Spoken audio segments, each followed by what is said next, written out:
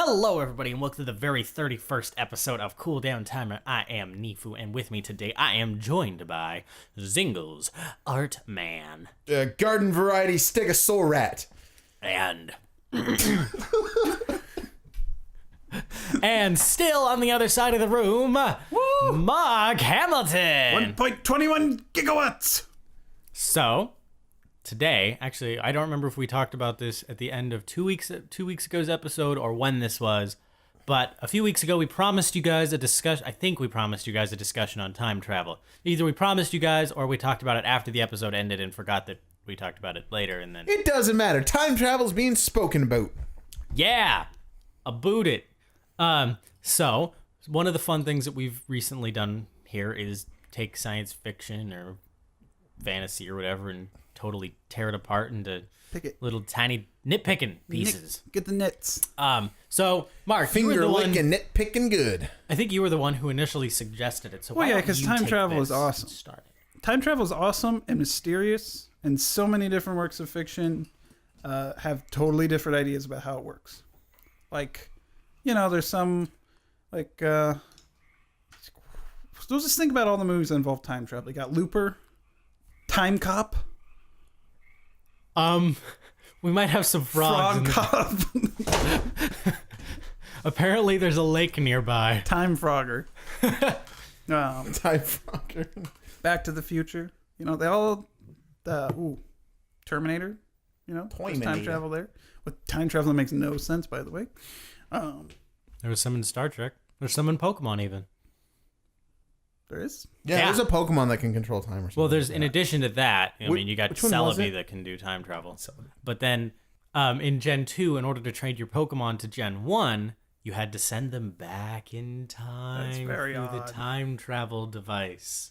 But before I start waxing poetic about what I think about time travel, because I have thought about this in detail, I just want to ask you guys, time travel, if it would really work, how do you think it would work? I don't know. That was something that 4 years ago I would have been all over, but then I really severely stopped caring. That's thoughts, words, sentences, period. Well, okay, so before we can start talking about time travel, we have to define what time travel is and what our definition of time travel Gotcha. is. Traveling through time. Yes, but K. Preferably backwards or very quickly forward. Okay, so do the scientific experiments where they have the super exact specific clocks and they have one on the ground and one in an airplane and they send the airplane around the world and the clocks are different? Do you consider that time travel? Well, I consider that the only... Personally, I don't think we'll ever be able to travel back in time. But travel forward in time, there's no problem with that. Go fast as the speed of light. You'll travel forward in time relative to us anyway. People who are not traveling at the speed of light. That's a thing. And there's no problem with traveling forward in time because there's no way you can cause a paradox by traveling to the future unless you come back to the present. Yeah. It's the backwards bit that causes trouble. So this actually brings me up to a point. So say a sci-fi show where they're always going at the speed of light. What's happening there? Time-wise. Yeah. Well, I know with Star Trek and stuff, the whole warp thing, and in Star Wars, the hyperspace is to get around the whole fact that the theory of relativity ruins the whole traveling at the speed of light thing. It's that's and I don't know about Star Trek much, but in Star Wars, it's in normal space, if you go that fast, it messes stuff up. But in hyperspace, the rules are different. So we go to hyperspace. Oh, wow. And I didn't know then we that. can go as fast as we want without problem. That's funny. And then we pop back into real space. I don't know how it works in Star Trek, but I think it's similar. It's like a bubble of space-time.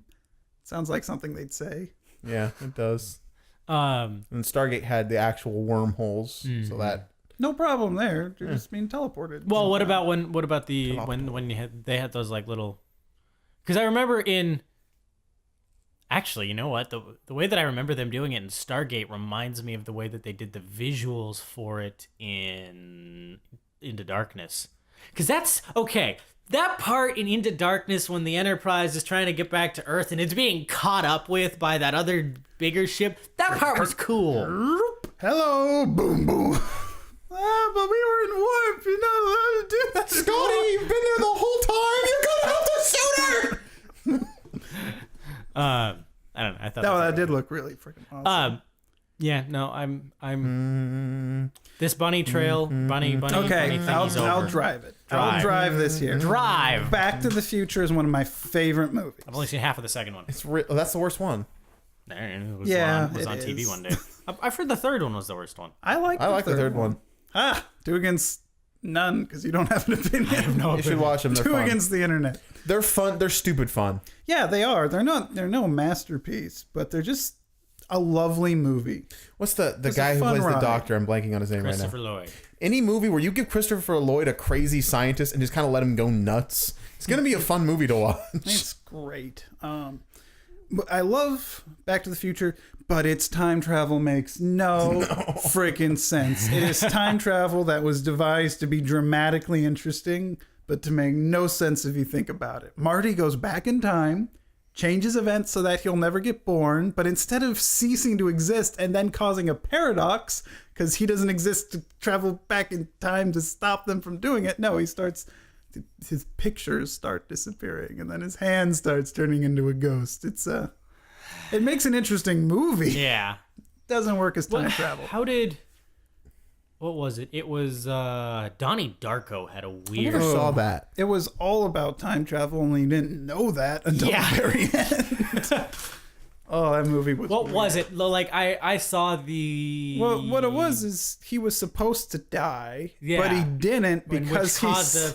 a tangent timeline, which then what was it? Oh gosh, He I'm tangled didn't up in die cords. because he saw this bunny rabbit dude who he kills in the alternate timeline by accident, right? The way that I heard it was that occasionally something will happen that will cause a tangential timeline to occur, which then causes the entirety of space-time to become weak, and so this timeline or this tangent ends at a certain point, and within that timeline there are specific people who rise to certain positions, and the guy who was in the bunny suit who ends up dying at one point gets At the end point. at of the end movie. point, because he dies, then he gets given the power to be able to go back to the beginning of the stuff of the movie. of the movie to then But he makes it direct happen. Donnie.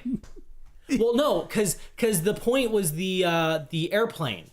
Yeah. It was the airplane.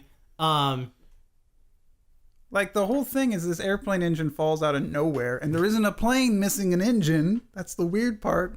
But then at the end, the plane loses its engine, and the engine falls It's not back just in that time it through loses it. It falls it's through a that time Donnie hole. Darko discovers that he has psychic powers and rips it from the airplane and sends it back in time. Only they don't show that in the movie, and the only way you find out about that is talking to the director.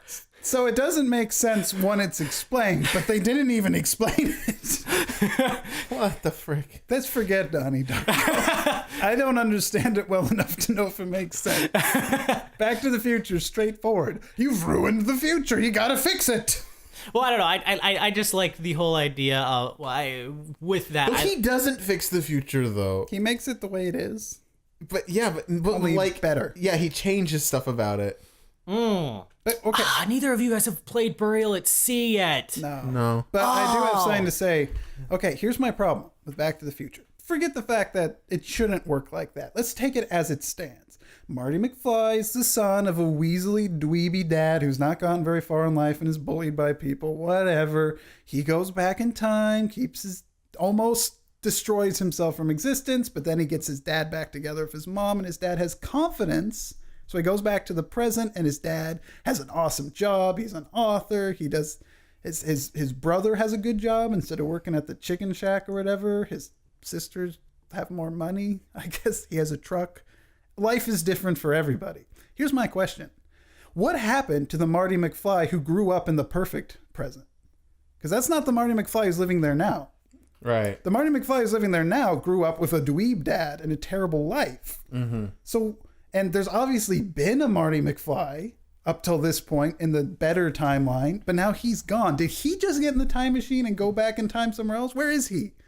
He's in the darkest timeline. And if it is, yes, and if it is multiple timelines, who's back in the sucky timeline that Marty left? So either you got infinite timelines with Marty McFly's hopping from place to place, or there's only one timeline and Marty McFly erased the better Marty McFly from existence by coming back to that timeline. I know a couple other sci-fi time travel-y things try to address that with giving the characters nosebleeds and then saying that their brain is rewriting their memories. I know they did that in the Butterfly Effect. Yeah, but they also did that in, well, you know, that video game. Yeah, no, and that's what I was gonna. That's one of the places I was gonna go. But you guys haven't played Burial at Sea. No. And Burial at Sea does some trippy wait. like. Wait. I need to say that again. Burial at Sea. Burial? Burial.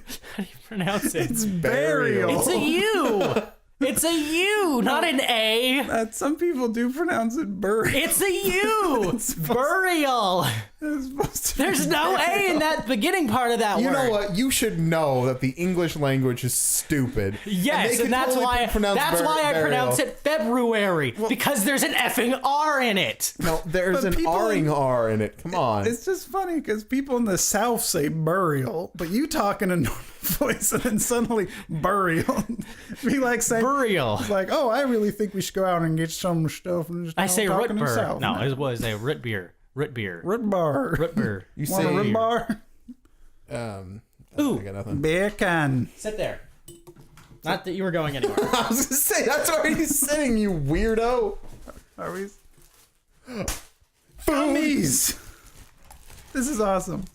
Eat. All right, I'll stop complaining. Burial at sea. Give me one. Yes. These are delicious. These are the. I just handed Mark The some podcast official watermelon candies that we grabbed at Winco the other day. Zip them up. Push out all the oxygen and zip it up. But no, okay, so I mean, Infinite itself deals, but Infinite doesn't do time travel. It does multiple dimensions, or multiple realities, not. Do we really want to? Yeah. Because isn't this getting into some spoiler territory? Spoiler alert for BioShock Infinite. If you haven't played it, skip to whatever time I put in the thingy, or don't. Oh, we've done other spoiler episodes with BioShock Infinite before. But the fact that they decide to go alternate realities messes up the time travel thing, because I don't know, it just gets messy. So are we just talking about time travel in general, or back in time versus? Well, time travel in science fiction. Like I said, time travel into the future, no problem with that. We are traveling into the future right now. It's just at what rate you do it. Right. Yeah. But traveling back in time causes paradoxes. And paradoxes are a problem. Like, if I go back and I kill my own father before he has me, then I don't exist. And if I don't exist, I can't go back and kill my father. You know, for a paradox called the grandfather paradox, you picked an interesting... I cut out the middleman.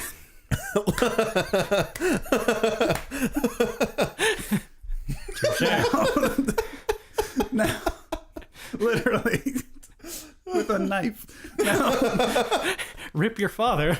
now, you know, it's a paradox. And paradoxes bug me for so long because it seems like it should break the universe. And that's what they say in Back to the Future. Even though it's full of paradoxes, they'll say, no, that'll cause a paradox, which will break the universe. And I'm like, okay, that doesn't make sense until I figured it out.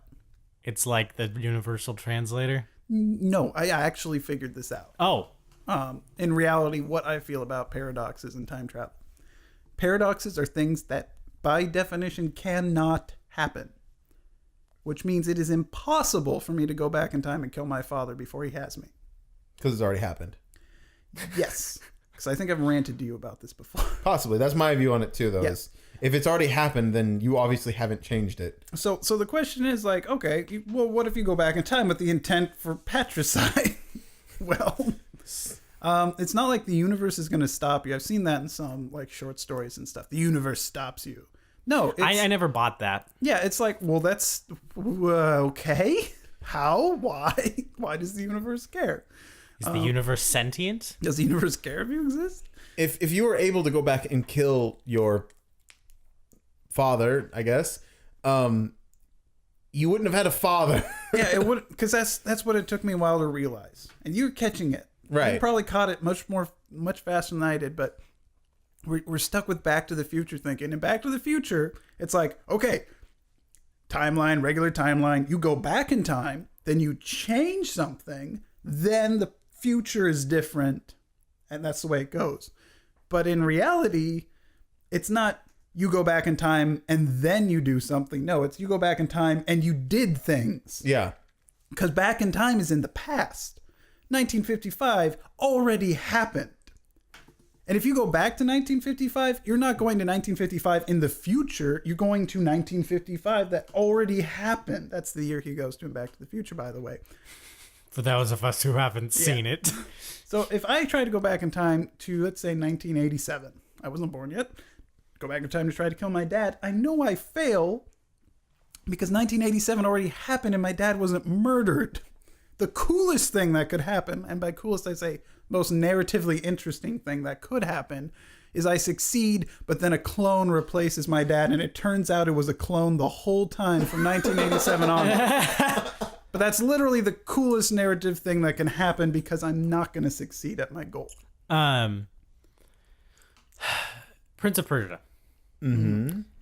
Video game series had a time travel series that then was followed by a atrociously sad movie. Atrociously mediocre. Yeah, that's what I mean by sad. Because there were some really cool themes in the game itself. Yeah, Well, it wasn't a bad movie. It just... Yes, it was. It was meh. You don't like it because it wasn't close to the game.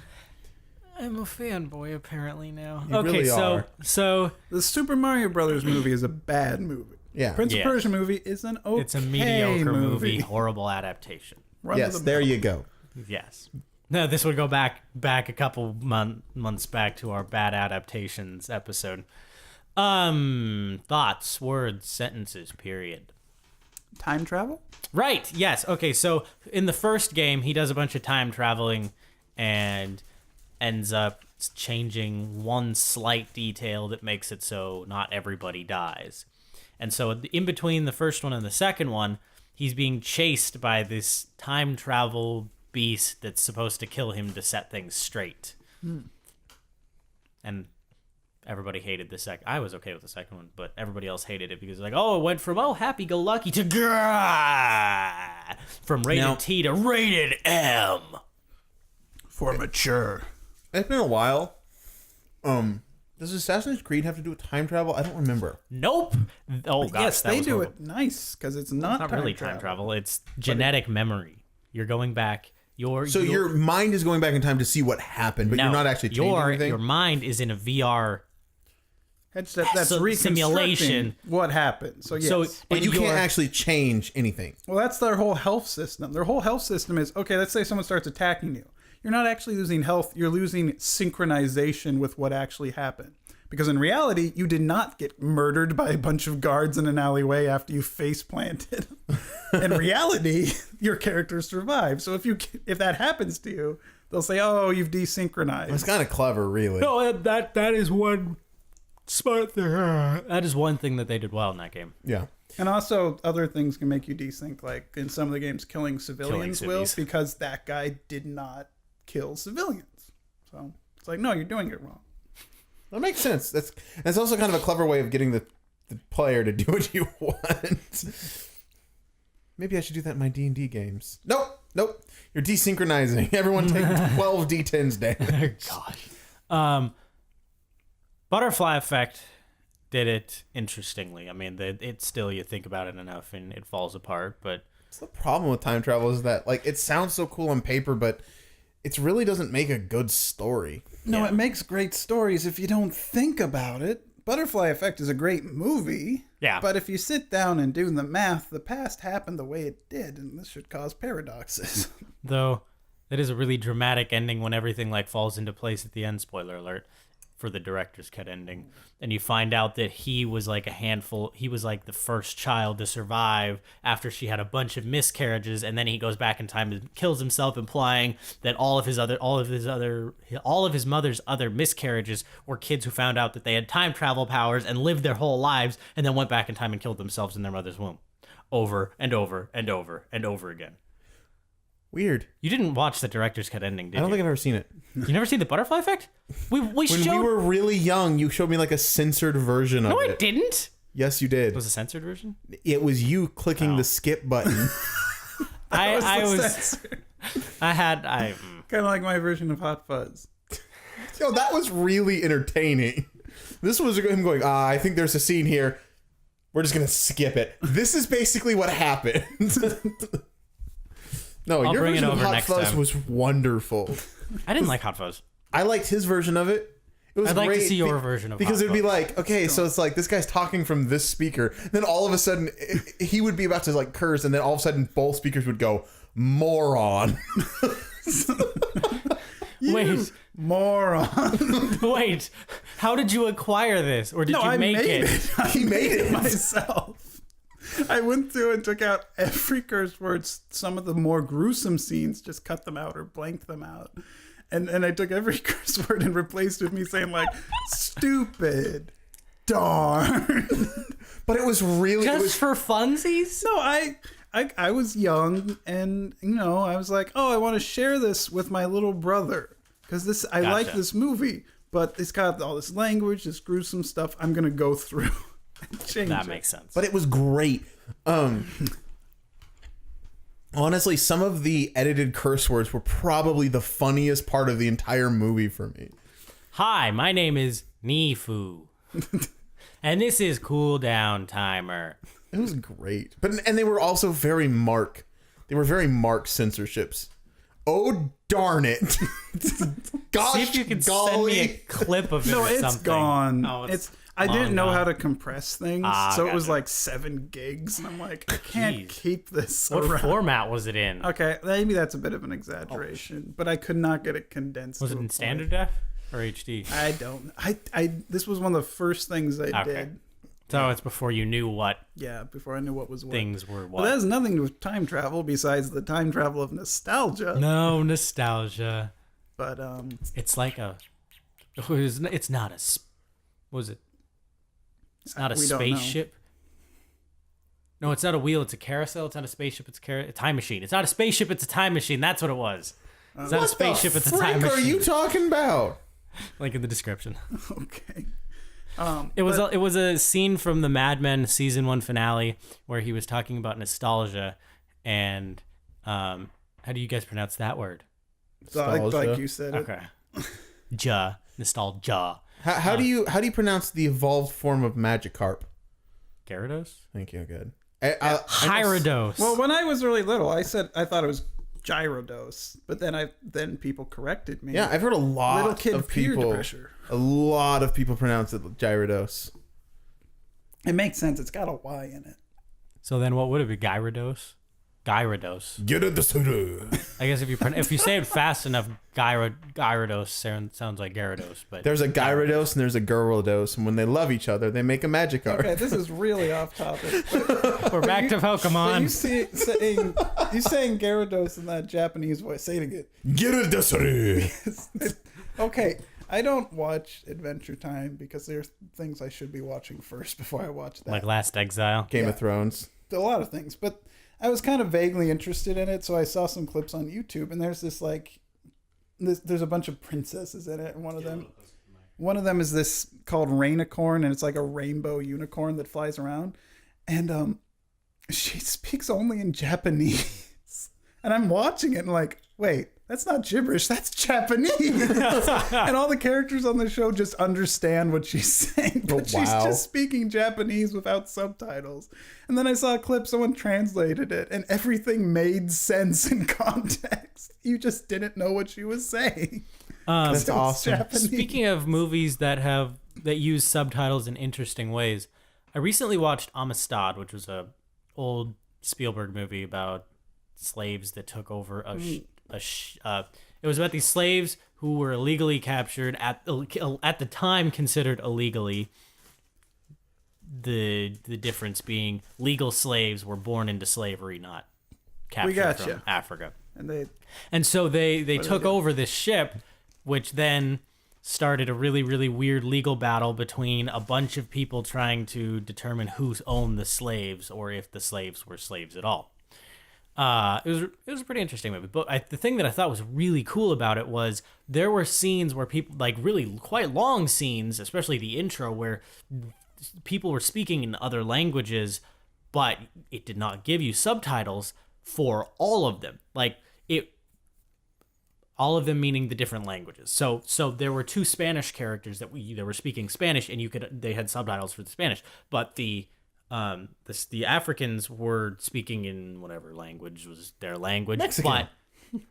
but they didn't have subtitles for it. And I thought that was a really interesting way of putting of creating a similar association feeling between you and the Spanish characters on the show, because they don't know what they're saying, you don't know what they're saying. But I mean, it's the other thing is that was really interesting was how important nonverbal communication is, and how you could figure out how much a ton of stuff is going on simply because of nonverbal communication. Who needs words, right? You can see they're pointing, you can see their facial expressions, you can see they're jabbing a knife into you. They're obviously not happy.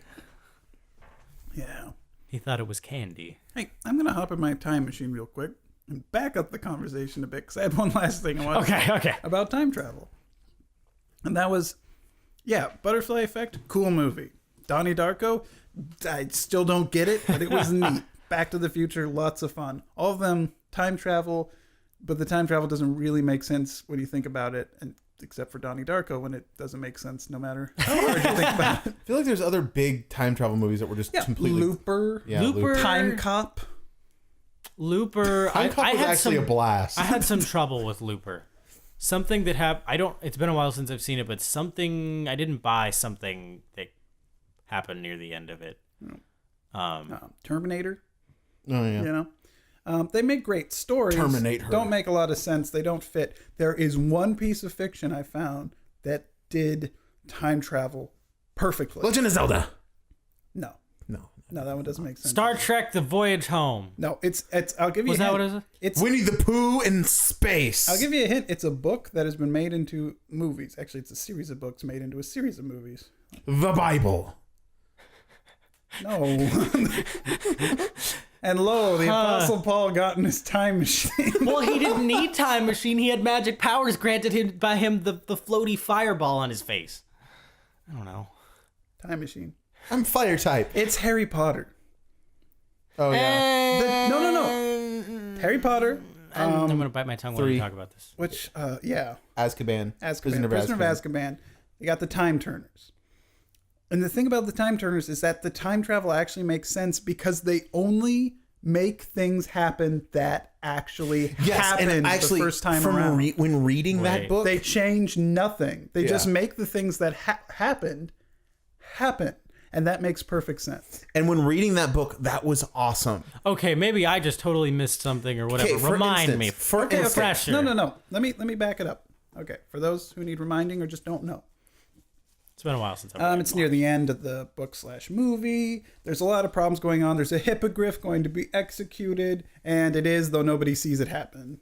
They turn away because they're kids. They don't want to watch Buckbeak get his head cut off. All they hear is the axe going down as they're leaving.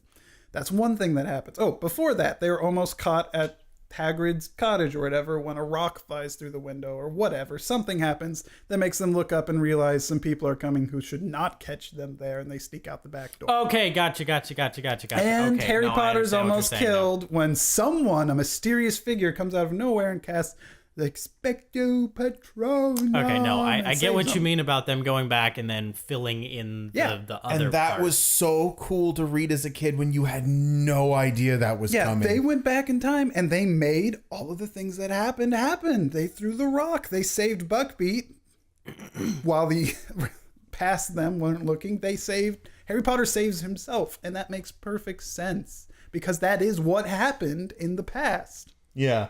Didn't she They like changed hand wave nothing. away their existence between there and the end She of the did book? contrive to get rid of the time turners because they just caused too much trouble plot wise. Like a bunch of them got destroyed or something. Yeah, and I can't remember which one, but they got And destroyed in a a freak shelf accident. of them got destroyed. Was it 4? Mm-hmm. No, it was 5. I hated 5. It was Yeah, 5. it was 5. Wait a minute. It was at the Ministry of Magic. Which one did they go to? 5. It Was was, that 5? it was Order of the Phoenix. Oh, I hated 5 too. He was suffering from the Bella complex, And she was suffering from, I have a lot of power because my book's successful, so I'm not going to listen to my editor complex. No. She's got more books than we do. It's true. But that one's the worst. Is it though? Yes. Which was your Let's favorite? have a conversation. Favorite and least favorite Harry Potter book. Least favorite, 5. Okay, well, there's 2 different ways of looking at this. One is just which one is the best book, but the book I enjoyed the most was 3 because I didn't see that crap coming. But the other thing is that I watched movies 1 through 6 first before I read any of the book. No, I had read the first book when I was a wee youngling. But having fun over there. Yeah, just get candy. No, so I would have to, unfortunately, I would have to say which Harry Potter store, like which part. I couldn't say book because the books and the movies are blurred together for me, partially because my experience of the books is shaded by my reading of them, Right. watching of the movies, which because I book? can't see. Which one? I would have to say that either 3 or 7, because I think 4 was the one I read the most. my girlfriend has many torn up copies of 4. She loved it. Yeah, 4 was. I'd have to say I think 4 is the best. Honestly, Cedric dies, things get real, Voldemort comes back. Yeah. It was mysterious. It had a great twist. Maybe not as awesome a twist as 3, but it's still great to figure out, oh, dude, that guy's been drinking polyjuice potion the whole time. What the flip? Yeah. It all I- makes sense when you think back on it. You guys are all familiar with this particular brew. I always loved that line. I don't remember. I've never liked the movies. I've never liked the movies. Yeah, but even in the book, it's like, oh my god, Mad Eye Mooney was never Mad Eye Mooney. Yeah. Isn't it Moody? I don't know. think Yeah, it's it's Moody. Moody. Mooney is the nickname of the Yeah. other one. And it's the slang term for the magical race in Saga. Oh. I don't know what the worst one is because I stopped reading after 4 and I didn't pick it up until I was an adult. 1 is So it's hard terrible. for I was about to judge. say, how did the movies make any sense to you? I if didn't. you I just read the books? avoided the movies because I hadn't read the books. The Probably a first, wise decision. the first book is terrible. It's not terrible. Hogwarts, Hoggy, Hoggy, hoggy. Hogwarts, teach us something, please. Whether we be old or bold or young with scabby knees, our heads No, could do we've with already spilling done with some this. interesting No. stuff. Because now they're barren full of air, dead flies, and bits of Okay, fluff. sing a song from Um, Foundling's Tale. Oh, I don't know any of those. I was about to say, were there songs? I'm like, there must have been songs. It's- It was a rather large book. But no, the number 1, okay, that's weird. It hasn't quite got its legs yet, but I just have fond memories of number 1 because it's like, wow, he had a terrible life and he found out, you're a wizard, Harry. Oh my goodness. And oh, there's chocolate frogs and oh, pots and wands. And that I feel changes all my like memories. she copied some stuff from This again. Terry Pratchett. She didn't know. Dude, read freaking 1 again and then read any Terry Pratchett book. No, I have read many Terry Pratchett books, and I've read the first Harry Potter book 3 times on separate occasions.